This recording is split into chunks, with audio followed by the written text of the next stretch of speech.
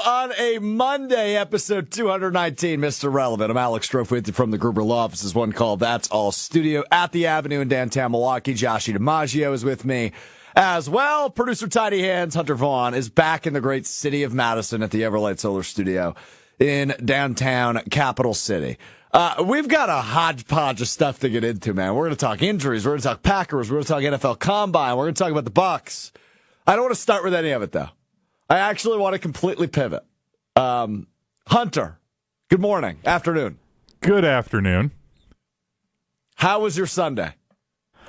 It was good. Went to the Bucks game, had a great time. Had a great weekend. Weird thing happened, though. I'm going to throw you off with this one. Okay.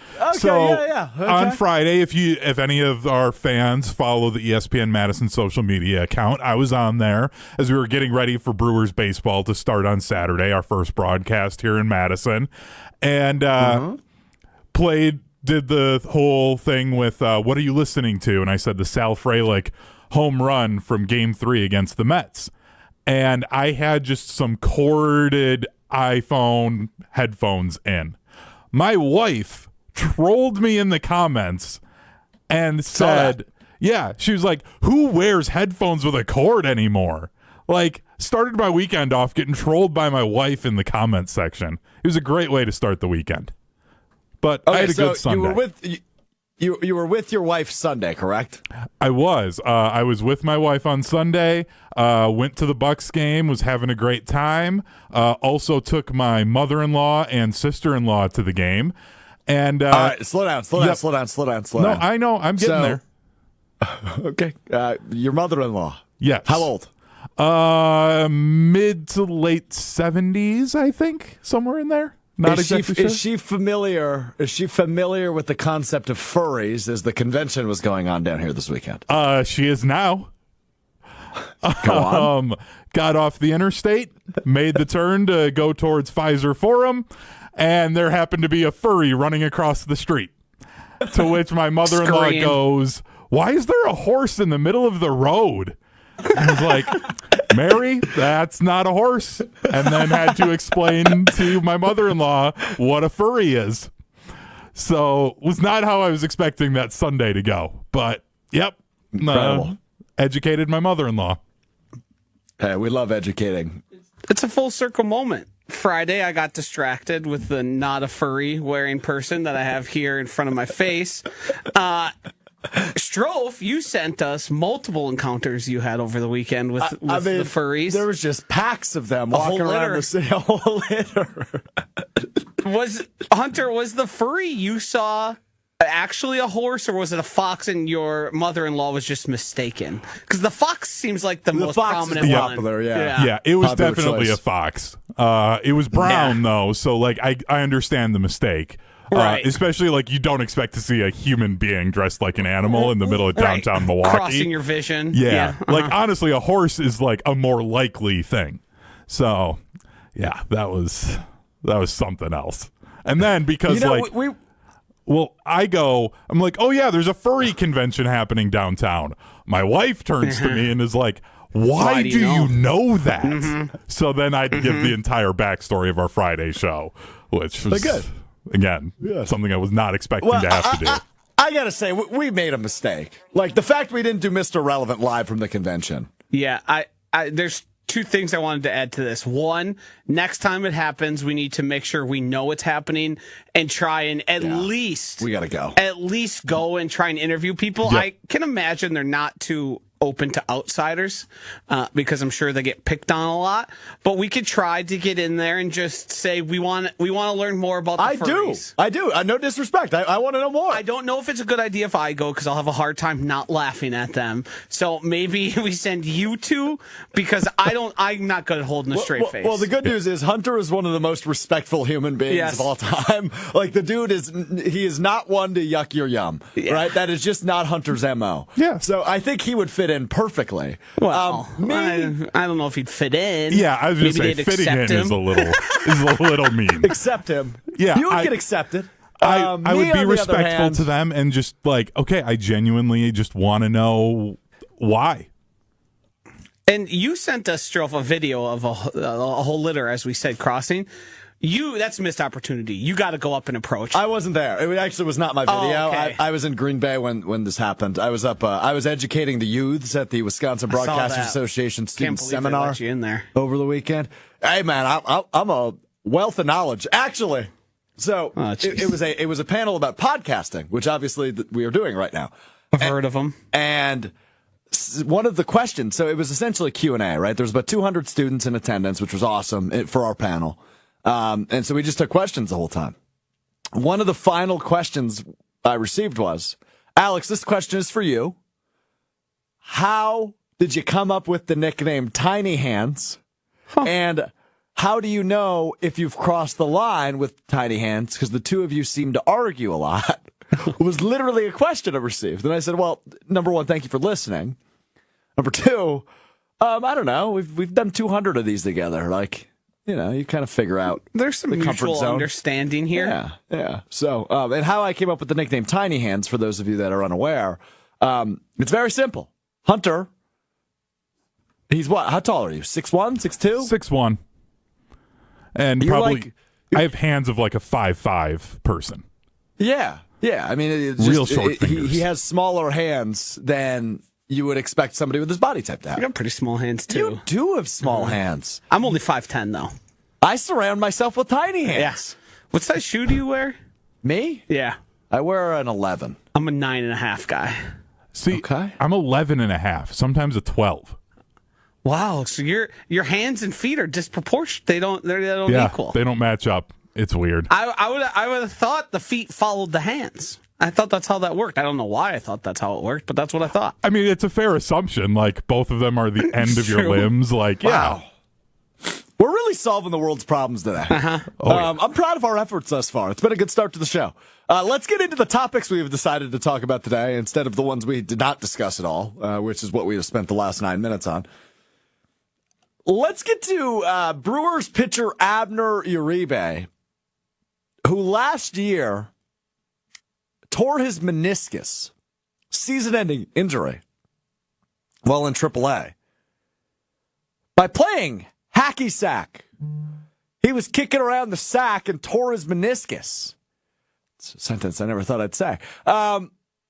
So, A, what the hell? How do you do that while playing hacky sack? And number two, why is it that the Brewers, of all teams in professional sports, have the most unique injuries, right? So Abner Uribe, the most recent case, tearing his meniscus while playing hacky sack.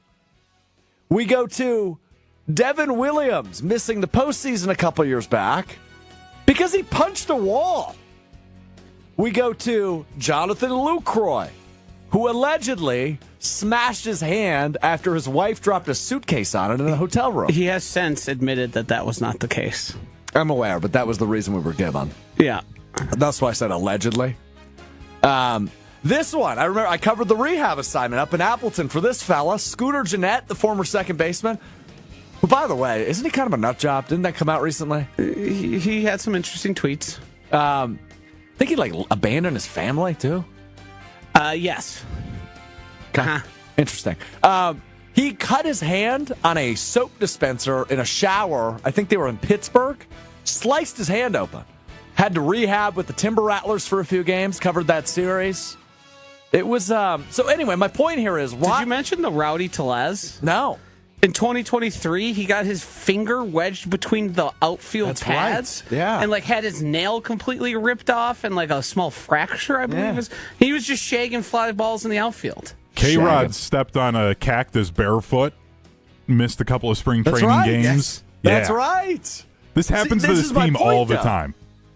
Why? See, here's the interesting thing is, this isn't... Now, the Brewers, obviously, we pay the most attention to them, but this happens to baseball players at an absurd amount. And I don't know if it's simply the amount of baseball players there are on any given team, but you'd figure a football team would have the same. Don't you remember Trevor Bowers and the drone incident where he picked up a drone that was on and sliced his hand and he was bleeding on the mound? If you type in MLB's weirdest injuries, there's just a laundry list of things that have happened, and they're all recent. I'm 20 deep and it's 2022. It's just, for whatever reason, baseball players are prone to these just extremely bizarre, oftentimes not even related to the sport injuries. Well, I guess that makes sense because it's not obviously the most physical of sports, baseball. So lack of athleticism thing you're saying? I mean, you don't have to be a world class. I mean, you do have to be a world class athlete, but it's pretty hard to hit a baseball. It is. Throwing 96 ain't necessarily easy. Yeah, just a little bit. But my point is more so, you're not getting concussions often, which did happen to a Brewer. I forgot who that was. Remember somebody knocked their head. Carlos Correa, he fractured a rib getting a massage. What do you mean? That's not how that's supposed to work. It's a tough masseuse. That is. They're really working you. It's a tough masseuse.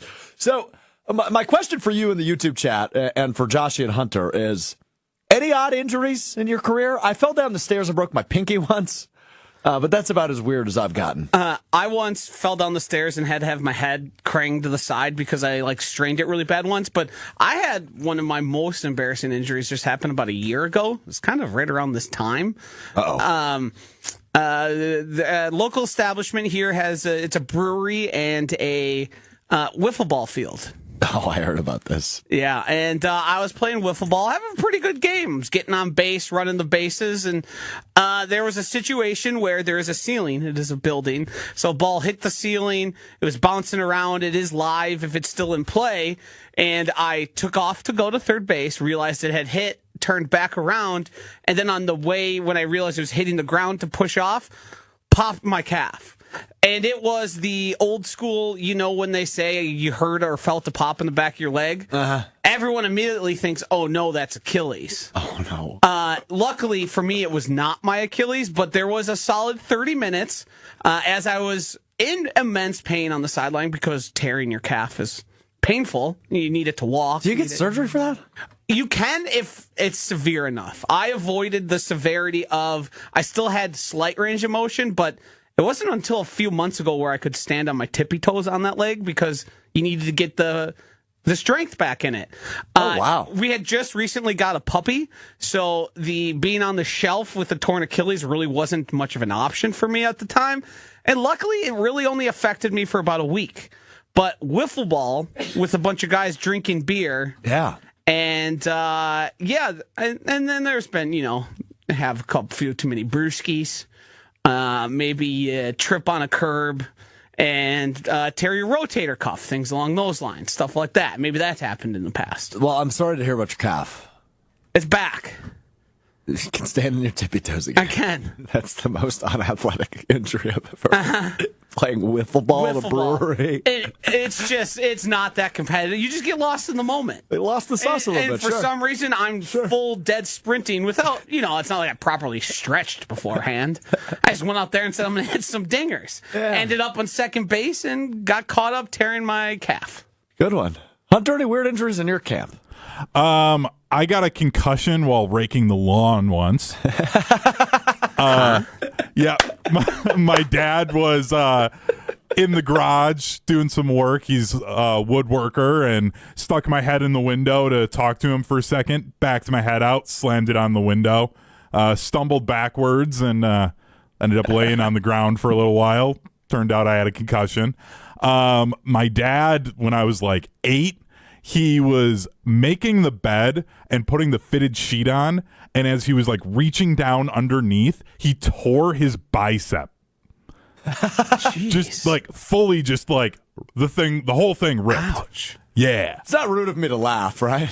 Well, at this point, now, we're at like 20-something years, so I still laugh at him for that because it's like he was an athlete, and that's how he gets like one of his worst injuries. Sometimes when things are ready to go, they just go. Just like your calf. In 1994, Steve Sparks, former Milwaukee Brewer, attempted to tear a phone book in half, which is like a classic old school strongman feat. And he delayed his time into the MLB because he dislocated his left shoulder in the process of trying this strongman feat. Knuckleballer, Steve Sparks.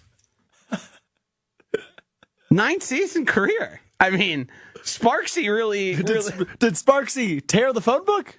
I don't think so. I don't think if the desired result happens that you're going to dislocate your whole shoulder. Oh, that's so good. All right, well, if you have any weird injuries you'd like to share with us, feel free. ESPN Milwaukee, ESPN Madison on YouTube, or hit me up on Twitter at Alex_Strouf, Strouf, the spelling on that. I do want to get to this, though. I was driving on Saturday, as I mentioned, up in Green Bay, taking in the beautiful scene that is Lambeau Field, and it popped in my head. Like I occasionally need a cold beer after a long day, I need Aaron Rodgers in the NFL in 2025. I need Aaron Rodgers to play. And I think here's something we've been doing wrong, right? We have a standard that we hold Aaron Rodgers to. One of the all-time greats, one of the most talented quarterback ever, 4-time MVP in the league. We hold him to the standard of he needs to be the best quarterback in football, which is fair for a guy as accomplished as Aaron Rodgers, even at 41 years old. And while the Jets did not have a good season last year by any means, right? Firing their head coach, Jeff Ulbrich takes over. They trade for Devontae. It doesn't go well. The offensive line can't block anything. And the Jets obviously fall very short of the playoffs. Now they're going to end their tenure as Aaron Rodgers is the quarterback. But I think we inflate how, quote-unquote, bad Aaron Rodgers was in 2024. He threw for just a touch under 4,000 yards. He completed 63% of his passes, which isn't great. Threw for 28 touchdowns, 11 interceptions. Now, again, Jordan Love certainly did not have his best season. But he threw for, in 2.5 less games, mind you, 500 less yards, 3 less touchdowns, and the same amount of interceptions in 2.5 games less than Aaron Rodgers. So statistically, and this isn't the entire story, Aaron Rodgers had a better season than Jordan Love did last year. Now, Jordan Love made the playoffs. Jordan Love won 11 games, or the Packers won 11 games in the regular season, which is 5 more than the Jets won. But Aaron Rodgers was healthy. He played all 17 games, and statistically had a top 10 quarterback season. So that says to me, Aaron Rodgers is still ready to be a starter in the NFL this upcoming season. The betting odds released over the weekend, the Rams, the leader in the clubhouse, and then the Steelers and Raiders just behind them, as Aaron Rodgers' next destination. As long as he's not in the NFC North, I'm going to sit back, relax, and enjoy the show. I really want to see Aaron Rodgers play again in 2025. I need to see it, whether that's in L.A., whether that's in Pittsburgh, whether that's in Vegas, whether that's in New Orleans, whether that's in Minnesota even. If Aaron Rodgers is playing, I'm watching. And I want to see it. I defer to Aaron Rodgers' number one hater, JOSHY DiMaggio, who I assume he would like to see Rodgers hang it up. Hasn't this whole thing run its course for you? No. Didn't the intrigue of Aaron Rodgers run out as he toiled away in New York? He wasn't able to elevate his team enough. He got his coach fired, his GM fired, complete reconfiguration. Like, there's still moments of brilliance there, but I'm sure if you put Steve Young out there, he'd have moments of brilliance still. Like, okay. Aaron Rodgers. Well, let's not be ridiculous. I bet you Aaron Rodgers would say in 20 years he could still go out there and make some throws. He's slow, not that entertaining. Steve Young to is watch. 63 years old. Yeah, he's got a chooch. Huh? A chooch. What? I don't know what that is. Cannon. Chooch. Big arm. Duh. Nobody's ever called it that. Google chooch. No. You'll find it. It's a baseball term. I feel like IT is guy. going to be sending us a message if we search that. Chooch is a slang term that can mean idiot or dummy. Way off. Baseball players use it as a strong arm. That's a thing we've said before. I don't know if that's just something we made up ourselves. The term is derived from the Italian word chuccio and means jackass, dummy, idiot, or moron. Go on, Chooch. Right here, if you look on Reddit, what's some slang terms you use? Chooch, left arm. Wait. We're trusting Reddit for our definitions? Yes. That's what we're doing as a show. I just know that I'm not the only one saying it, so that makes me happy. Aaron Rodgers, he was on TMZ. Did you see that little video? He wants to go to a good team. I did see that, yeah. Which felt like duh. Yeah. But it's exactly what we talked about. Are the Steelers a good team? Yeah. They're solid. Fine. Yeah. Do you think Aaron Rodgers makes them a Super Bowl contender? I think he makes them closer than they are right now as it stands, yeah. Right, but Aaron Rodgers is here to cement a legacy. Is a divisional round exit. What's it going to do for Aaron Rodgers' career and legacy and standing? And here's the thing with Rodgers, and I guess if we want to use the word legacy, we can go there. His New York Jets legacy sucked. I mean, it was trash, right? That was an awful tenure for him. Erase that. If he goes goes to the divisional round with the Steelers. I think you view it a little bit differently, right? Like the post-Packers act has been a disaster. And I think if he's able to go to a Pittsburgh or a Rams and, make the postseason and to your point, maybe win a playoff game, I think you view him a little bit differently than you currently do because of how bad the last 2 years have been for him. It's interesting the curve we're grading on there. Tom Brady ended his career with the Super Bowl championship. Peyton Manning even went to Super Bowls when he looked like he had nothing to offer. That's true. I don't think that's going to happen, no matter where Aaron Rodgers goes, no matter what Aaron Rodgers do. Let me ask this. We can count out the Raiders because they're obviously not going to be competing next year. Is the Rams or Steelers a better idea for him as Matthew Stafford seeks his way out of Los Angeles? It's probably the Rams. Probably. Their young defense seems to be building something, but I also don't know how many teams, you need to find a pretty specific team to go there. Do you want to bring Aaron Rodgers with a young building team in the Rams? Or is it better to implant him on a more mature team that has more developed players that, the Aaron Rodgers thing you can't discount is he's not necessarily the easiest person to work with.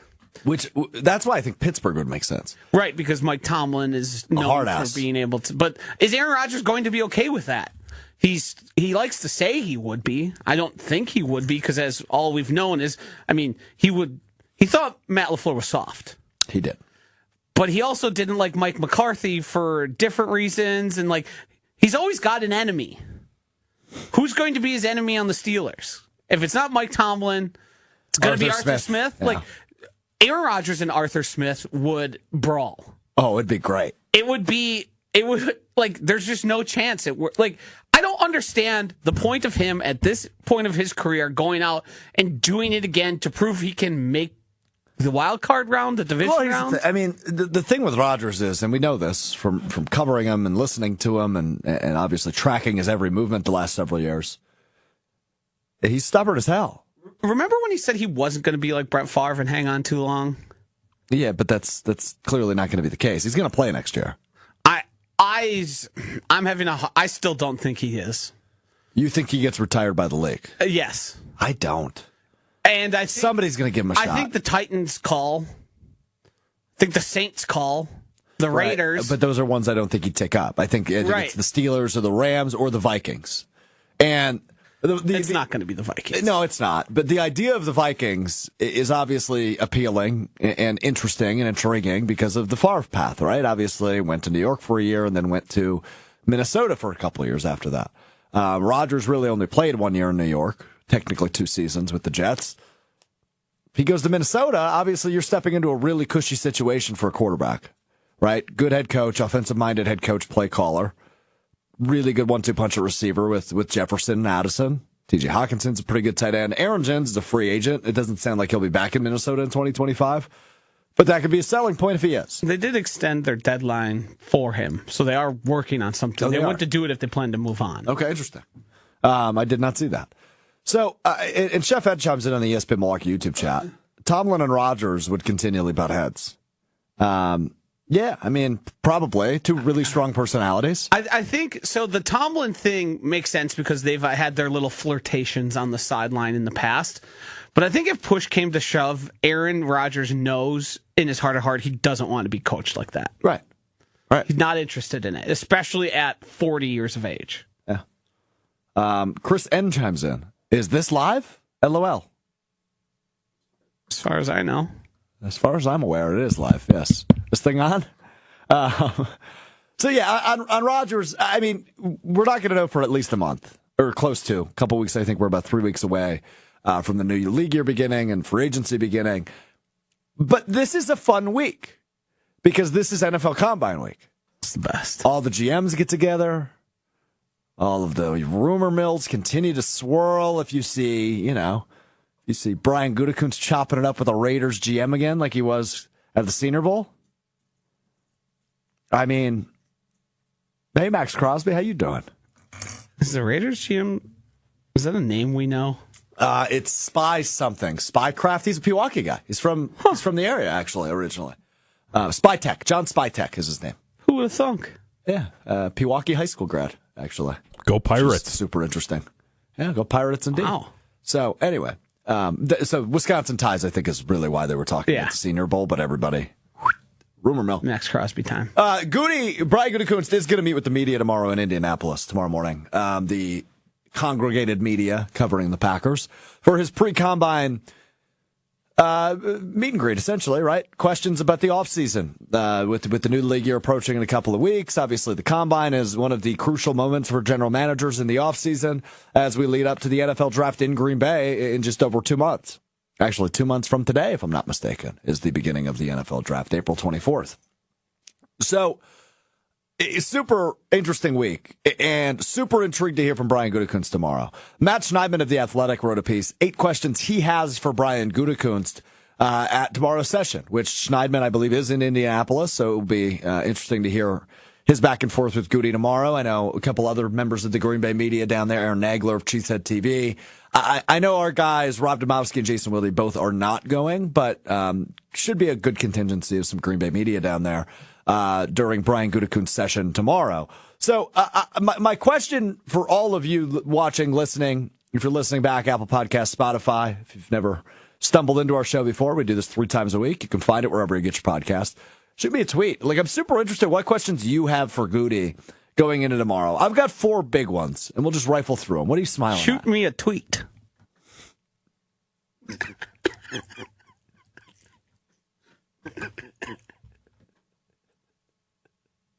What? Just people don't say that. Shoot me a text. Shoot me a tweet. Yeah. You did the shoot me a text, but was shoot me a tweet. Shoot me a tweet. It's quick. Chef Ed shoots me tweets all the time. Josh, you literally came up with a word to talk about Shoot somebody's arm. Like, what are we doing? SDN chimes in. My question for Goody, boxers or briefs? I bet he's a briefs guy. I got a question. Yeah. Why should we believe you, seeing as you lied to us last year about Aaron Jones and Devondre Campbell? Now, I will look. I hear you on that one. I actually am going to defend Goody on this one because I think it was his intention to bring Aaron Jones back when he said that. I don't think he realized he'd even be in the running for Josh Jacobs, let alone land him, which is clearly an upgrade, right? Given the season he had. My intention is to win the lottery. If I go out and do it or not is a different thing. Yeah, but your intention is to. Right. At that point, but if you find out what the Powerball numbers are before they draw we found out they offered him like $2 million. Yeah, they shortchanged him. Yeah, there was no real intent there. I think he was hoping to get a bargain. I don't. Okay. Agree to disagree. I think you should ask Jason Wilde on your weekly, monthly Wilde.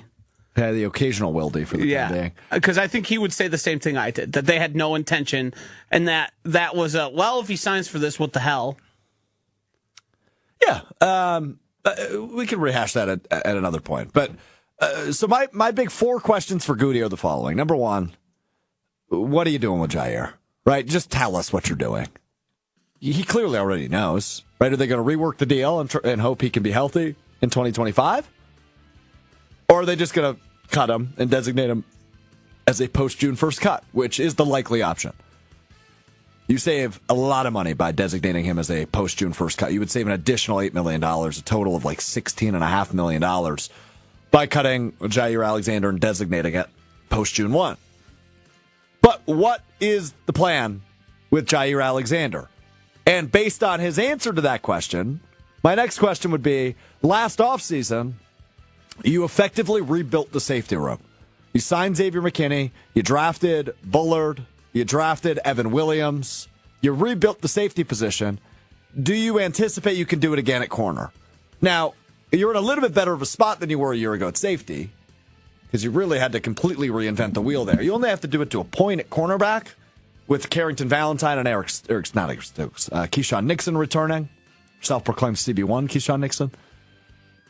But you need to build some depth there, which you could do through the draft. And you could also use a true number one, which you would have to, of course, go for in free agency. So is Brian Gutekunst ready to rebuild the corner room like he did the safety room a year ago? That's a big question of mine as it stands right now. Question 3 is, are you even interested in a free agent wide receiver that could be your number one receiver, I say with air quotes, a.k.a. Davante Adams? BBD, as you see on the top right corner of our video stream. Bring back Davante, coined by Chef Ed. Are you open to the idea of a 30, 31, 32-year-old wide receiver who's a proven commodity if they are on the open market? That'd be a big question of mine. We know Davante Adams is interested. We know Packers fans are interested. Is the man who constructs the roster, interested in a reunion? Since he's not been cut, I don't think you can ask him about specific players. You can't say it by name, but you could say, let's just say hypothetically there's a 31-year-old top-level receiver on the open market. Who used to be a Green Bay Packer that may have played with Aaron Rodgers last year. Right. So I think you could talk in hypotheticals on that. Real quick, Joshie. Sorry, I thought you were done. My final question would be, it is not, as we talked about, as Goody talked about it at his season-ending press conference, this is not a team that has done a lot of trades. Is that something you are looking into? Maybe trading a top pick for a proven commodity at any position, edge rusher, receiver, corner, wherever. Is that something you have looked into or are thinking about looking into? That would be my fourth and final question for Brian Gutekunst tomorrow, hoping he answers all of those, because those are the big headlines for me as we get into the NFL Combine, the NFL Draft, free agency, etc. I like the sentiment of your questions. I think you need to be more direct and kind of corner him and dance, so he can't. Joshie, I'm not actually doing the interview. Right, but I'm saying you need to ask direct questions to sort of. Does this team need to make a trade to become a Super Bowl contender? That's probably the way to ask it, where he can't do the dance around like, well, we're going to approach every avenue, team building. I want to know basically along the lines of, and I haven't figured out the phrasing yet, but by this time in their tenure as GMs, both Ron Wolf and Ted Thompson had won Super Bowls. Is that weighing on you, or is it like, are you considering your employment here and sort of the need to get over that big step? Because I think it does matter, and I think it is factoring into sort of how he might approach this offseason, because he's going on, year 8 as the general manager? Like, the expectations are it needs to either happen now or very soon. Yeah. And that's just what it is being the Packers GM, and pressure is a privilege in that sense, because Green Bay Packers fans have such high expectations. But I want to get to the sense of, hey, you mentioned urgency. Well, how urgent are you? What does that urgency mean? Because you might try and say urgency is signing a mid-level free agent pass rusher and drafting a wide receiver. I don't think anybody else really would consider that urgency. Like, are you going to go through extraordinary means to take this core you have and make them contenders? Yeah. It's a really good question. And look, Goody's a smart dude. We can all agree on that, I think, right? I mean, despite the fact he has not won a Super Bowl, he is a smart guy. I'd say so. Maybe he views this as what he did in 2019. No, not a high bar. Joe Douglas, of course, the now fired Jets general manager from a year ago. To which, if you remember, Pat McAfee said, I'm sure Joe Douglas is smart. I'm not sure about Goody. Oops. Oopsies. Yeah. Opposite. Indeed. I'd be curious if he tries to take the 2019 approach, where he signs, and we've talked about this quite a bit across all of our shows at ESPN Wisconsin, signs some of those names you don't recognize, but younger guys who can make an impact. So Darius Smith, Preston Smith, Billy Turner, Adrian Amos, of course, that class. So that'll be interesting. I see A.J. Dillon's name is popping up in the comments. Why? Great question. He is he's unrestricted free agent, so I don't know if his career's over. I don't think he'll be back in Green Bay with Marshawn Lloyd healthy. They're looking for an assistant. Right. Matt LaFleur has not finalized his coaching staff yet, so maybe he's like an assistant running back coach. Would you rather be publicly finalized? would you rather be an assistant running back coach if you're A.J. Dillon, or get some sort of endorsement with Door County and just be like, I'm going to be the face of Door County, and that's just all you do? Or I think he's sort of there. Or does he play for the Canadian Football League? Ooh. There's a lot of space on those fields. I don't know if that plays to his style. Yeah. That's a good point. You only got those 3 downs, so yeah, I don't think he doesn't seem like a good fit for the CFL. Arena Football League. There he goes. Don't think it exists anymore. You're looking for the indoor football league. Sorry. Yes. Big difference between those two You leagues. forgot Strouf is a indoor football hardo. I saw my friend Joey Bonadonna, the play-by-play voice of the Green Bay Blizzard this weekend. So I talked a little indoor football. And that's talking indoor football. Oh, no, I'm not done yet. So I was formerly the voice of the Green Bay Blizzard. It was one of my first paid broadcasting jobs. I was the play-by-play voice of the Blizzard, and also did the top 10 plays for the Indoor Football League on social media. So I would actually have, people in the league contact me and say, hey, third quarter, incredible catch over the wall. Just keep an eye on it. And then, Sunday night, I'd sit down, I'd hash through all the games that were played that weekend. I'd pick the top 10 plays. Completely subjective by me. I got to pick the order. Huh. Cool little gig I used to have. I'm just telling you. You could probably find those on the internet somewhere. But anyway. So A.J. Dillon, maybe we'll truck through somebody on those 50-yard fields if that's the route he so chooses. But long and short is curious what you're curious about when it comes to Brian Gutekunst and his media availability tomorrow. We will pass these questions on to the Big J journalists that will be in attendance. As somebody mentioned, Mike Spofford, Packers.com will be there as well. It is NFL Combine Week. Shedeur Sanders will not work out at the Combine, one of the top prospects in this year's NFL Draft. Go compete. I agree. He will throw at his pro day next month.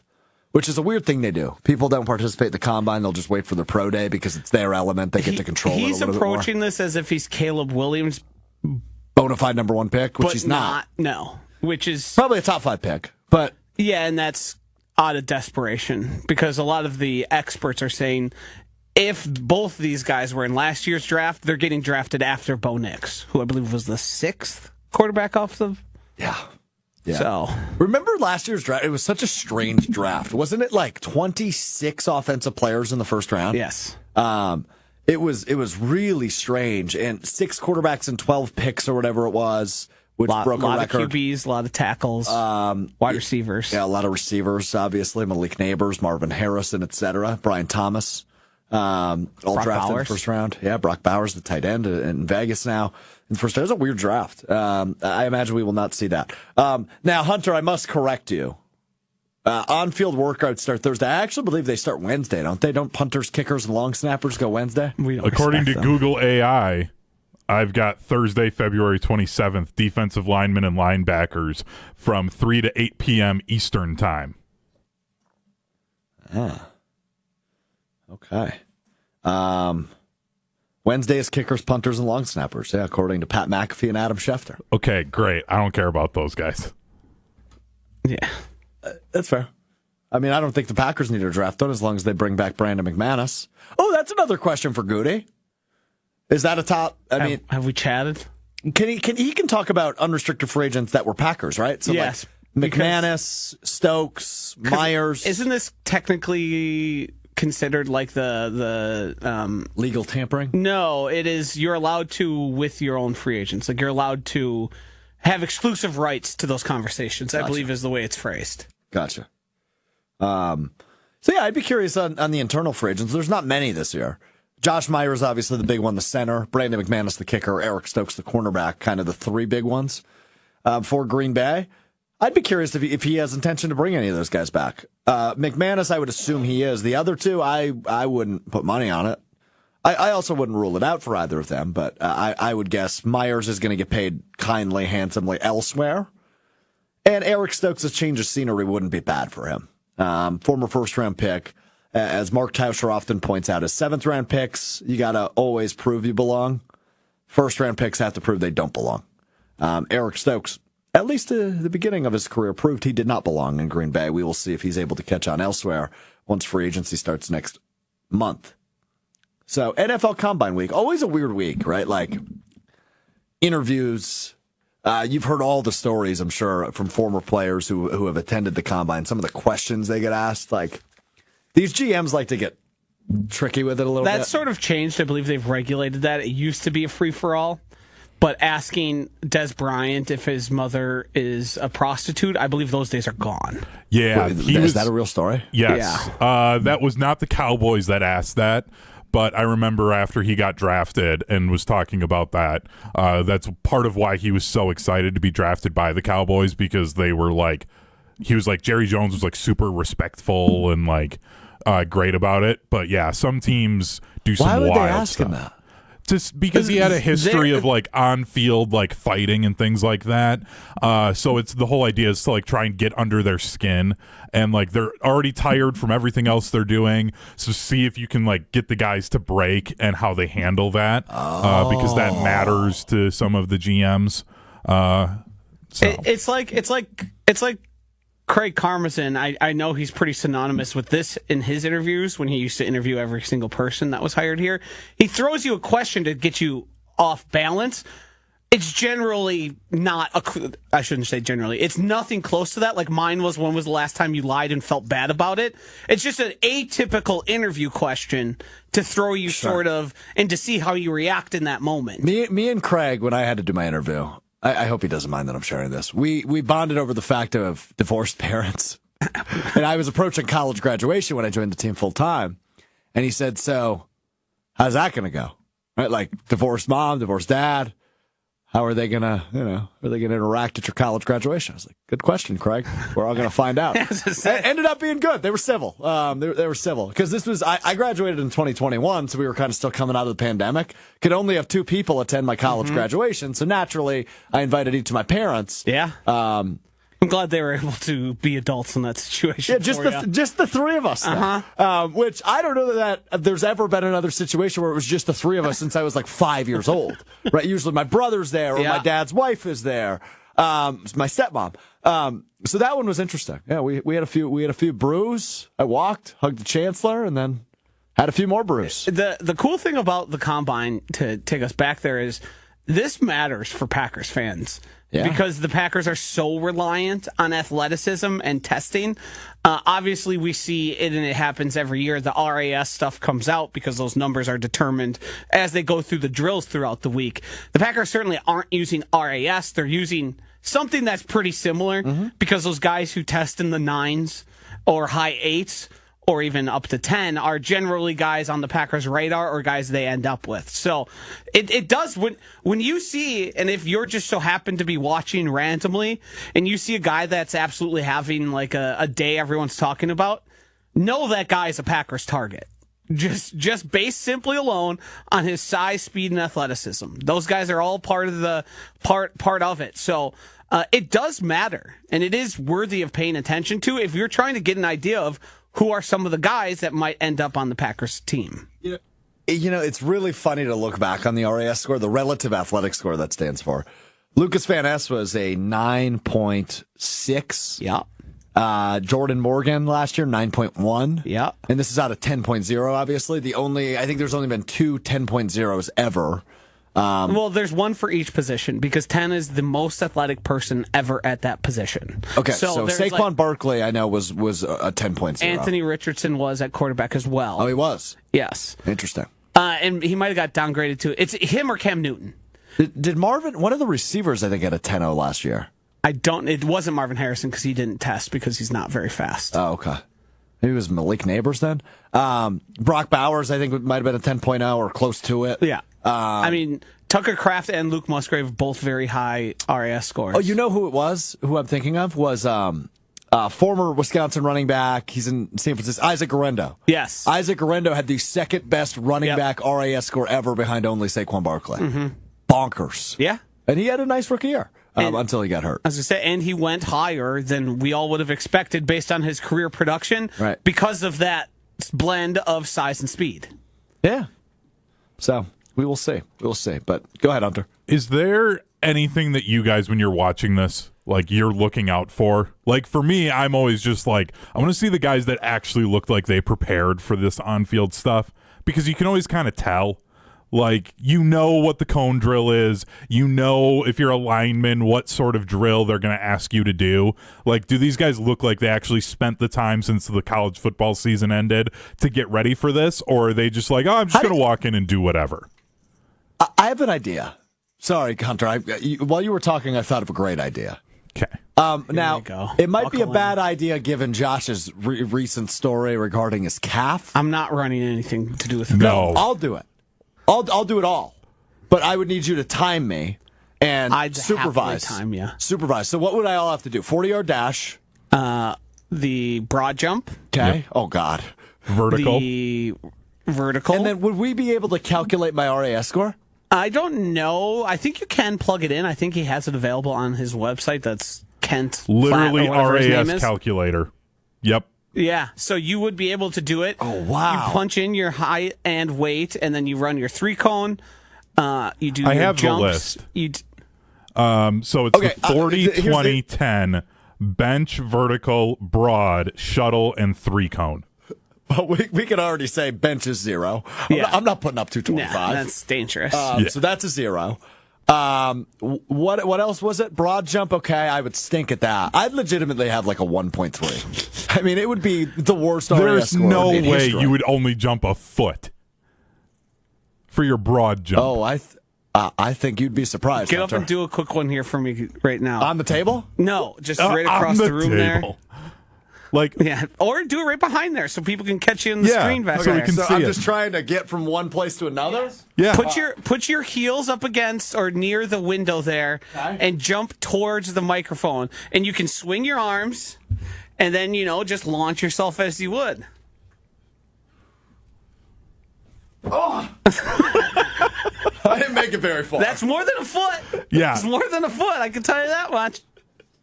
what, you might have- maybe 4? You might have rivaled Jordan Davis's broad jump on that one. He probably actually got more, to be quite frank. Yeah, I believe that. I'm not wearing my best shoes today, though. Oh, it's shoes. Oh, you're So not it's a wearing the shoes thing. TikTok shop shoes.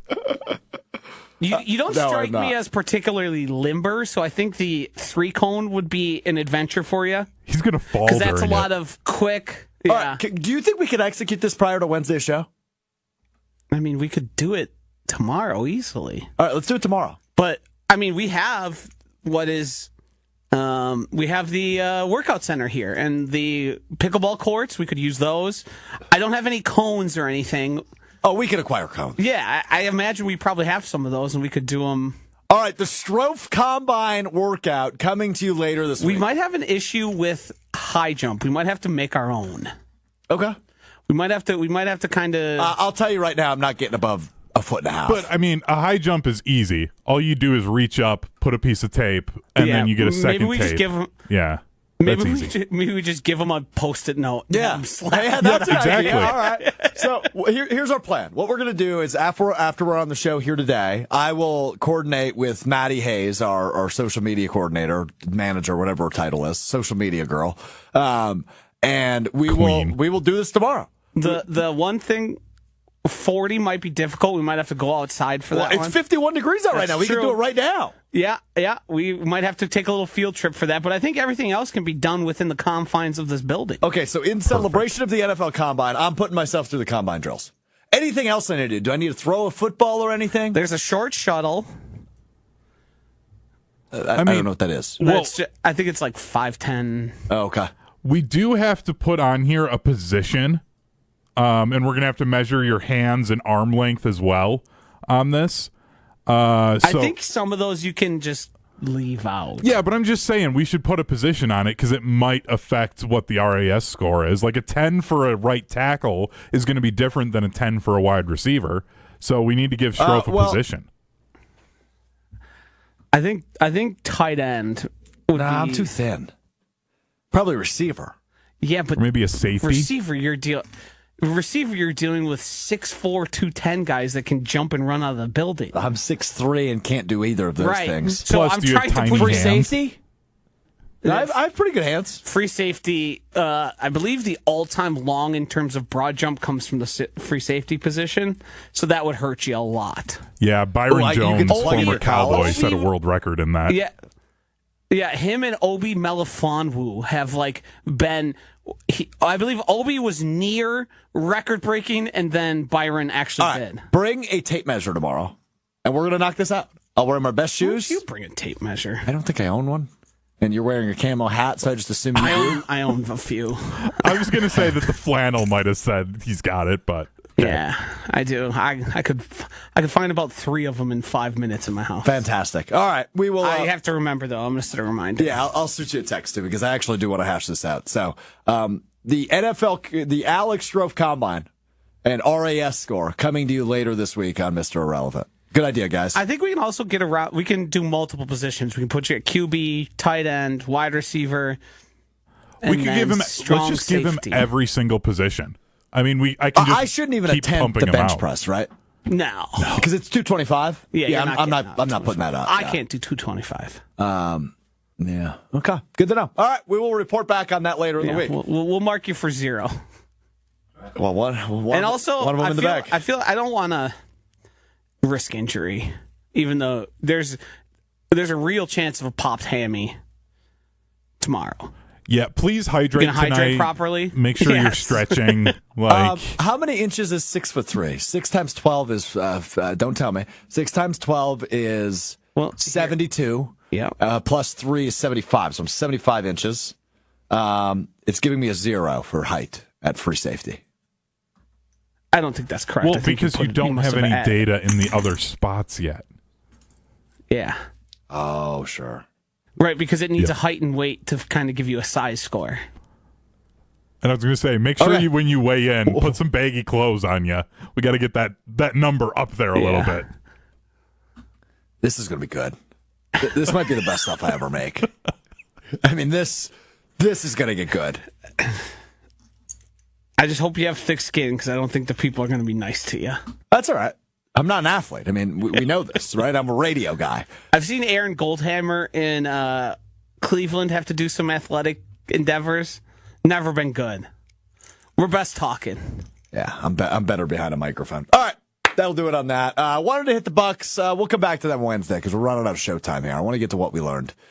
Well, I learned that I was advised against referring to what blew up on the internet this weekend regarding a certain former NFL wide receiver. Boy, was that crazy. So that's that. Joshy, what'd you learn? I'm working on pulling up the things I had here because, I mean, I learned a lot this weekend. Did you? I mean, I learned that the furry convention was in fact in town. Yeah, that was something that was confirmed. I wasn't super sure about happening.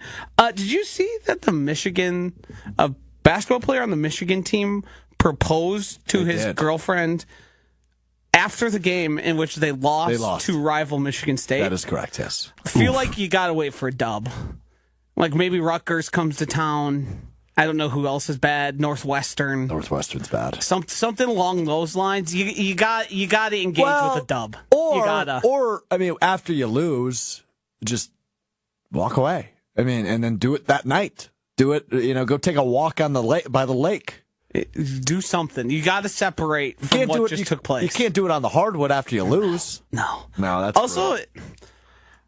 Now, I know all relationships are different here, but it seems like there's a lot of men just make it, how would I like to get engaged, and not the other person. Like, does your girlfriend want to be engaged at center court at whatever the arena's called in Michigan? After a loss. Yeah. Is that really what she dreamt of as a child? You got to ask sister, her mom, best friend. She has talked to them about this before.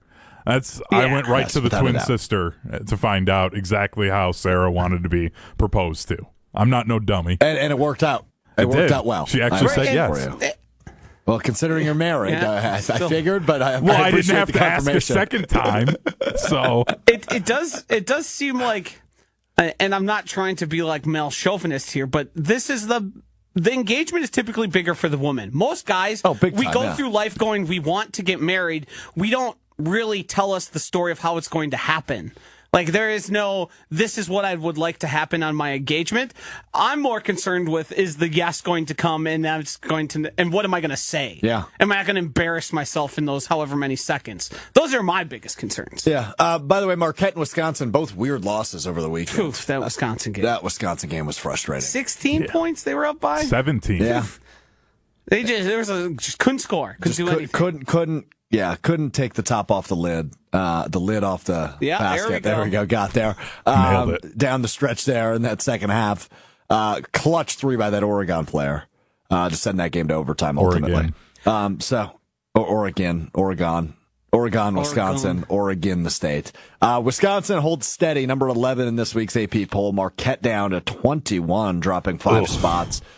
Which that might be their lowest ranking of the year, I would guess. It is. They've been a top 15 team pretty much all year. Yeah. They have lost 4 of their last 6, including to St. John's, who's now in the top 10, UConn earlier, Creighton, and then ultimately Villanova, a 15-point loss on Saturday for the Golden Eagles, who just cannot find their offense. Have only scored 66 points in that one. Their last win, they scored 80 against Seton Hall, who stinks, but then it was 68 against DePaul, 67 in the loss to Creighton, 64 in the loss to St. John's, 69 in the loss to UConn. This team can't score over 70 points. No. I was out on Friday and the games were on TV, and I've watched probably more Marquette than I have like start to finish. Okay. It seemed like everything was a challenge. Yep. It seemed like they just didn't really know what was happening. There was no way to get any offensive flow. It was a rather unenjoyable watch, which I'm not used to when you're watching Marquette on offense. Yeah, I mean they've been. I'm not a Marquette fan, but they usually got a good thing going on offense, regardless of the scenarios. And it felt like something haven't really seen from them in a long time. Agreed. Yeah, I mean, maybe they'll turn it around when you have a player like Cam Jones. Hopefully, he can figure it out offensively. But he's been struggling. This whole offense has been struggling. I mean, Zayd Lowry scored 25 other points off the bench over the weekend. So, really, really weird one for Marquette in a 15-point loss to Villanova. But the Badgers' loss was bad, too. I mean, they didn't score like they have been all year. Right, they weren't in the 70s, they weren't in the 80s, they weren't in the 90s. That, and then some reason just stopped. It just stopped, right. And that second half was as bad of basketball as I've watched. It's a bad loss, but it is what it is. Still got some time left, about 2 weeks out from the Big Ten tournament. 14 plus 6 is 20. 20 days away from Selection Sunday. Wow, look at you. Pretty Couldn't wild, just man. Say pretty 3 weeks stuff. and take a day off of there. Had to go the hard route. He's a math guy. Clearly. Known math RS guy. RS guy. I can't wait for the combine, man. We're going to do that this week. All right, we are back with you Wednesday beginning at 12:30 Central. It's okay. Wow. You just jumped right over me. I see where I am. Cut him off. Okay. Cool. What do you got, Hunter? Nope, we're good. do you got? I'll save it for Wednesday. Boycott it. Boycott it. We're back with you Wednesday beginning at 12:30 Central, ESPN Milwaukee, ESPN Madison on YouTube. And a reminder, you can get us wherever you get your podcasts, Apple Podcasts, Spotify, Wisconsin On Demand. Just search Mr. Irrelevant will be the first result that pops up. If you haven't already, please subscribe there. We're trying to push out some unique stuff and specials, the days we're not on, which is, of course, we're on Monday, Wednesday, Friday. So Tuesdays, Thursdays, the weekends, we're throwing up some bonus stuff in the podcast feed, which you can find wherever you get your podcasts. Appreciate you there. And we've got a combine to attend, baby. We've got an RAS score to calculate. Can't wait to get going. We'll talk to you Wednesday. Peace.